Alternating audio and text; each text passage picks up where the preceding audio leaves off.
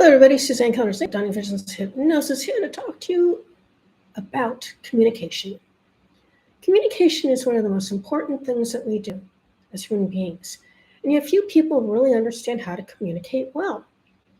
Few people understand the fact that it's not the words that matter so much as the tonality and the visual cues that we receive when we're talking to another person.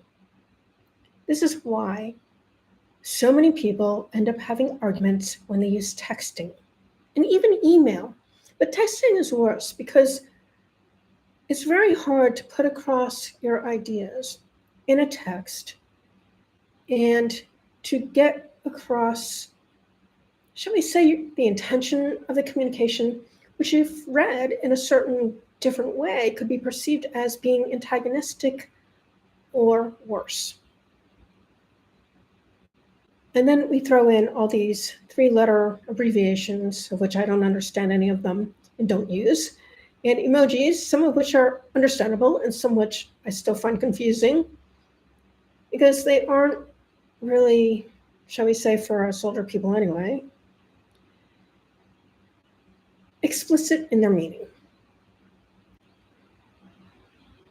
We need to understand that when we're speaking to another person, it's up to them to interpret what we're saying in the way that they perceive we're stating the thing that we're talking about. And oftentimes, if you have any teenagers in your house, you know how snotty they can sound with a tone of voice.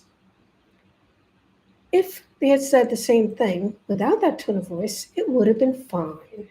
But they do it to irritate their parents and their younger siblings because, well, it's just part of being a teenager and I would say individuating themselves from the family, if you will. However, if this happens in a love relationship, it can be really problematic in a few different ways. Number one, not only can it be misinterpreted because the tone of voice is off, and often people don't understand how they sound when they're speaking to other people. They have no clue. So record them. You have a cell phone, record them and play it back to them, and they would be astounded at how snotty or dismissive or demeaning their tone of voice is, because people don't realize it. And then the other thing that happens is that there can be a lack of communication. Partner A texts partner B ignores it. Partner A gets very upset about that being ignored. However, why was the partner ignoring it? It may be because they were sick of being told that they were doing things wrong, that they needed to do more things, that they needed to do things when the other person wasn't willing to do anything. I have a situation right now with a client of mine who's dealing with this right now. His wife avoids any responsibility for doing anything because she will not do anything at all. But yet, she'll hold him accountable for not doing anything correctly, even though he's doing stuff and getting a lot of stuff done. It's insane. But these things happen in relationships. And then we have things like making excuses for not doing things that we need to do. Or women who don't want to have sex, making excuses, and then wonder why their men go elsewhere to get their sexual needs taken care of. Because we need to be very honest with ourselves. If certain needs aren't getting taken care of, there are other places that can be gone. And sometimes those places become, I don't know, friends with benefits to illicit girlfriend to marriage partner. I can tell you I've worked with several men over the years who have gone right down that road because their wives were not willing to give them sexual relations for whatever the reasons were. In a few of these situations, it had to do with Catholic upbringing, you're only supposed to have sex if you're going to have kids. They had all the kids they're going to have. And also not feeling good about the body because the body's not perfect. Men don't care if your body's perfect, people. They love you, they care about you, and they want you to have the body of a woman. That's if it's a mature man. He doesn't expect you to look like a 20-year-old twig. That's not sexy to men. Men want curves in the right places. Healthy ones do. It's really about the relationship. And then in other cases, they just didn't know how to enjoy sex. They didn't understand their bodies. So I did some work with some of the wives on that particular area. This is really important because if we're going to have relationships work, be meaningful, and last, especially if we have kids involved, especially young kids, we have to take responsibility for the communication and to be very realistic and practical in terms of what we are saying, what the needs are. If the needs are not being fulfilled, what can happen in order to take care of those things, point by point.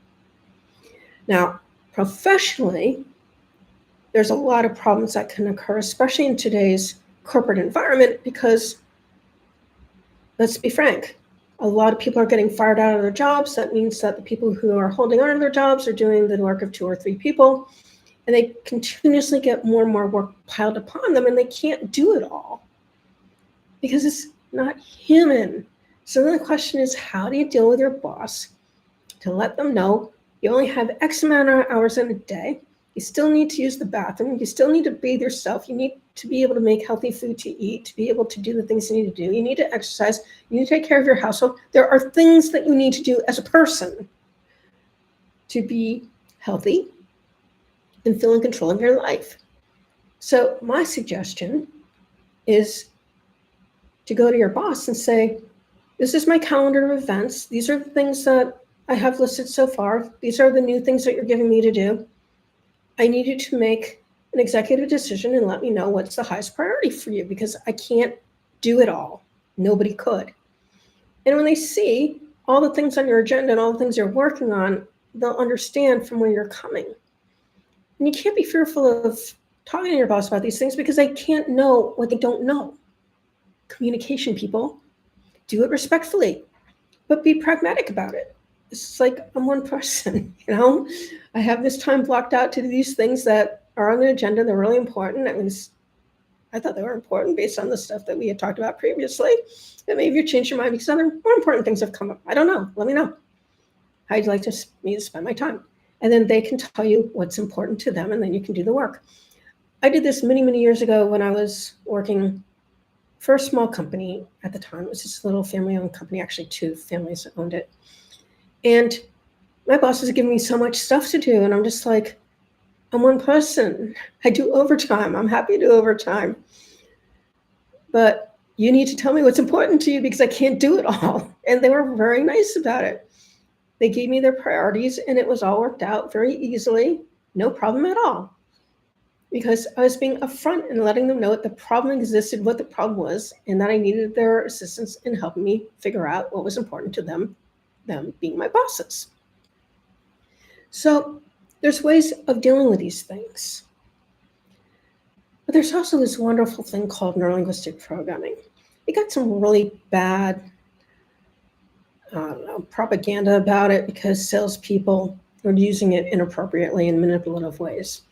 But there's ways to use it that can really help you to communicate a lot better, both with your employees, with your coworkers, your board of directors if you have one, and the people in your private life as well.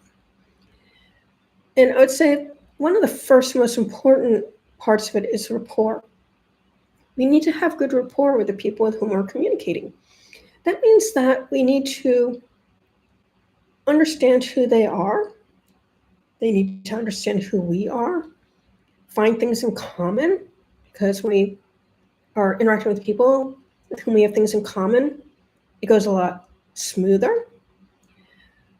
And if we can use some of their language that they use regularly, that will also work a lot better for them. They'll be able to hear what we're saying. I can tell you honestly, my ex-husband and I used to argue all the time about stuff, and it's because we were talking 2 different languages, really. And I wasn't speaking at a rate that he could really process. Super intelligent guy, that wasn't the problem. He's a kinesthetic learner. He needed to feel his feelings and then emote. He had to think about things like really a lot. And I'm a visual learner. I'm really fast. I talk extemporaneously as I'm doing on this video. I just need to have ideas in my head and I can just go with it. He could never do that, except for maybe in photography and filmmaking, which are his areas of expertise. But my point is that we need to speak at the rate of speed of the person with whom we're speaking, especially if they're slower, so they can comprehend what we're saying. And it's also a really good idea to use a lot of their same language that they use. Like in my ex's world, he felt a lot of things, or I saw a lot of things, if you understand what I'm saying. So I had to translate it into his language so we could communicate a lot smoother, a lot better. That all helps to build rapport. The other thing that we need to do is we need to be able to help people understand why something is important. And the way that you do that is you find out what's important to the other person and then feed what's important to them so that they can make decisions around it. Too often, we're so me oriented, we're not able to look at another person's perspective. And this is like, I don't know, communication 101, to be able to understand the other person's perspective. And if you're an adult, you ought to be able to do that. Not all adults can, sadly. Some people have some mental illnesses that don't allow them to do that, but most people can if given the opportunity. Because once you're able to understand the other person's perspective, you can speak to them regarding that perspective. So, as an example with my ex, he used to come to me and ask me if he could use the car. Now, I had the car 99% of the time because he was really good at using the subway in Boston and the buses, and I hated all that crap. We had one car, and I had it most of the time. You just go to work on the subway. It wasn't a big deal. We lived like 10 minutes away from Harvard University, where he's currently working and always has worked for, 25 years now or more, a lot of years. And he was okay with that. And then I had the car to go do the things I needed to do. I was doing art modeling for a while. I was taking nursing courses for a while, peer courses. They were really great. They helped me out so much in my work in hypnotism with my clients with health issues. And I would be driving like all over the place. It was insane. But he'd come to me and ask me if I needed the car. And I'd be like, why don't you just ask if the car's available? Or just say you're taking the car to go do whatever. It's your car too. You don't have to go around in circles. Just tell me what's going on. No problem. Because he knew that I use the car a lot. He didn't want to interfere with my schedule, which I really, truly appreciated. But all he had to do was ask in a very direct way. But he had a hard time doing that. And some people do, especially women. Women are really good about talking in circles and expecting other people to be able to read their mind, especially their partners. Women, newsflash, no one can read your mind. If you need or want something, you need to explicitly state what it is and how it can be met. It's very simple to do. Because no one is going to want to weave their way around, ambiguous concepts, requests, or worse, just expect something when you don't make a request. That's being pretty infantile. You couldn't mind read another person, so don't expect another person to mind read you. In fact, I found, interestingly enough, when I was doing timeline therapy, which is actually a form of neurolinguistic programming, where we help people to get their positive learnings off their negative emotions, I would figure out basically what their negative emotions were teaching them. And more than 50% of the time, I was wrong. Obviously, I didn't share it with them. They had to come up with their own positive learnings, and more often than not, I was wrong. Because what made sense to me was not what they learned. And that was a really big exercise in don't pretend to know more than you do about what another person's thinking or feeling in any situation, because you don't know what you don't know. And if you don't know what you don't know, you can cause a lot of problems. I want to let you know that I'm running a training on November 11th. It's going to be done online. No more than 30 people are going to be allowed to participate, because I want everyone to have enough time to really practice the 7 NLP language patterns that we're going to be going over in the training. The whole point is for you, especially CEOs. It's really for CEOs and C-suite executives, because you folks have so much responsibility on you, and your communication has to be spot on. I know from working with CEOs and C-suite employees over the years that sometimes you have employees who don't really want to follow what you're telling them to do. And I also know that board of directors can be a real big pain in the ass. I know that because I had one client in particular who went through a horrific time, mainly because the board of directors did not really understand what she understood regarding the FDA and getting certain products patented through them. I think there was a feeling of threatening of his position or something. It was totally ridiculous. But he put her through hell, and she ended up leaving the company and finding another job, which also didn't work out for different reasons. The boss was just an asshole, and she wasn't willing to deal with it. And she found another job. She's been in that job now for over 5 years. And she's CEO. She's been CEO for, I don't know, 25 years now. She's pretty close to retirement from what she tells me. But it just goes to show that there's so many different levels that we need to be able to speak to and be able to speak and communicate in a way that is appropriate for who we're speaking to and to get the results that we want in the end, as long as they're good for everybody involved. So I'm going to leave the information regarding the training in this description below. There's a link to it so you can read up on it. And truly, it's for CEOs and C-suite executives, because you folks really need this. I know there's some other people who, they're owners of little companies or maybe solopreneurs. It's not really meant for you guys. It's really meant for the CEOs and C-suite executives, because they have very different needs than you do on so many levels. Just the time that they spend away from their families is outrageous.